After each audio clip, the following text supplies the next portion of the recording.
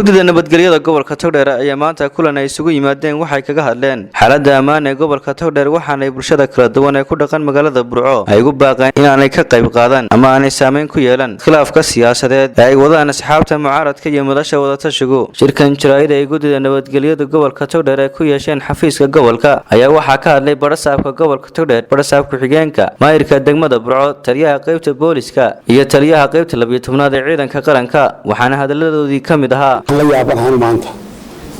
labada xisbi qaran ee mucaaradka ahaa oo hoostagay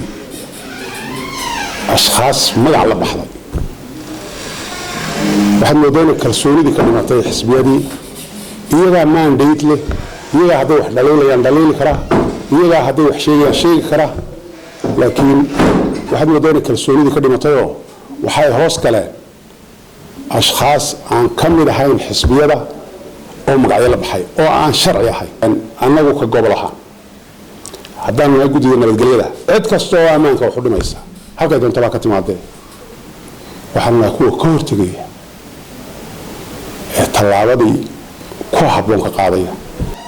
ma ihidin baan u malaynayaa dadkii muxuu ahaa wallaahi lagu dagaalgelin lahaa ma ihidin baan u malaynayaa dadkii qalad la fahamsiin kareen dad dantooda gartay soo jabay soo waayaarkay oo maanta aan si dhib yar hadal dibadda loo soo tuuray aan iska qaadan karayn baa tihiin waxaan idin leeyahay aynu ilaashano nabadgelyadeena aynu ilaashano deganaanshadeena dadweynaha reer Burco way ka koreen marka xaqiiqada loo hadlayo in nin isagu dantiisa gaarka iska wata oo aan qaranka u danaynayn oo gobolka u danaynayn inuu qori dabla kula soo dhexdhaco way ka koreen waxaan ku sii adkaynaynaa dadweynaha reer Burco inay ka feejignaadaan inay ku milmaan hirdanka siyaasadeed ee ay wadaan ashxaasta danahooda gaarka ka shaqeynaya dadkana maanta doonaysaan xasiloonidooda inay kaga ciyaartaan waa dadka codka ka doonaysaan markaad maanta damiirkooda caydo sidee baad berito cod ugu helisay dadweynaha reer Burco waxaan u sheegaynaa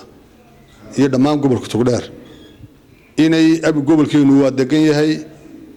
amnigiisu aad buu fiican yahay inaynu amnigeenu ilaashano annagu imka halkan waxaanu leenahay wixii dalka waxyeelaya gobol ahaan haddaanu nahay guddidii nabadgelyo ama booliis ha ahaato ama military ha ahaato ama